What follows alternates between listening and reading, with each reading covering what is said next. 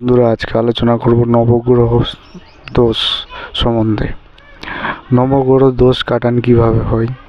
নবগ্রহ দোষ কাটান হয় হনুমানের মন্ত্র দ্বারাও কাটানো হয়।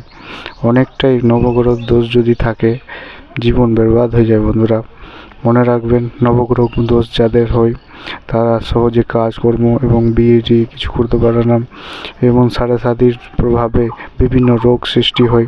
সেই রোগের ওষুধের ট্রিটমেন্টে ঠিক হয়ে ওঠে না, সে আবার রোগ গম্ভীর হতে থাকে।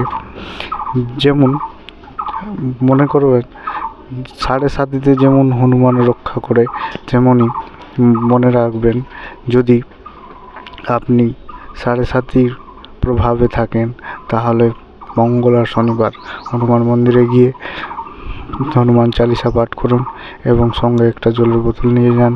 যখন হনুমান চালিসা পড়বেন তখন জলের বোতলের চিপিটা খুলে রাখবেন। এতে আপনার সাড়ে সাতি, আর সেই জলটাকে আপনাকে স্নানে ব্যবহার করতে হবে এবং খাবার দাবারের সময়ও ব্যবহার করতে হবে। আর এইভাবে আপনি নিজের সাড়ে সাতিটাকে কাটিয়ে তুলবেন। আর মনে রাখবেন, মঙ্গল আর শনিবার তেলওয়ালা জিনিস খাবেন না এবং কখনোই মাছ মাংস খাবেন না। যতই আপনি বাইরে থাকুন কিংবা ঘরে থাকুন, একটু মেনে চলবেন, অর্থাৎ বেড়ে চলবেন এবং পোড়া জিনিস খাবেন। তাতে আপনার সাড়ে সাতি শীঘ্রই কাটবে। মনে রাখবেন বন্ধুরা, অনেক কষ্টসাধ্য সাড়ে সাতি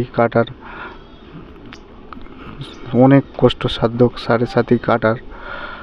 আর সাড়ে সাতিতে যারা ভুগছে তারা যে কোনো জায়গায় যায়, সহজে তাদের কাজ হয় না। আর শীঘ্রই কাজ হওয়ার জন্য হনুমান মন্ত্র জপ করবেন।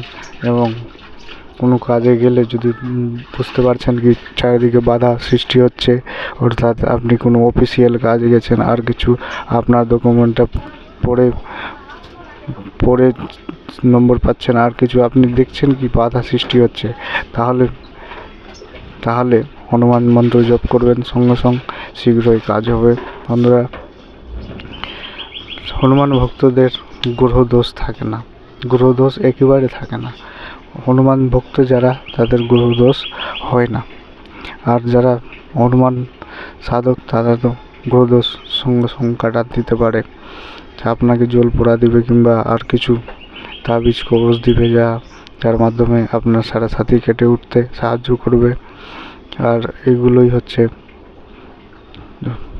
নবগ্রহ দোষ কাটানোর পদ্ধতি। আর আপনাকে যেটা বললাম কি, আপনি চালিসা পড়বেন 11 বার মঙ্গল আর শনিবার হনুমান মন্দিরে গিয়ে, এতেও অনেকটা দোষ কেটে যায় গ্রহর। যদি আপনি কোনো অ্যাস্ট্রোলজারের কাছে গিয়ে থাকেন আর আপনাকে বলে থাকে কি আপনার নবগ্রহ দোষ রয়েছে, তাহলে এইভাবে দোষটা কাটান করতে পারেন নিজে। ধন্যবাদ।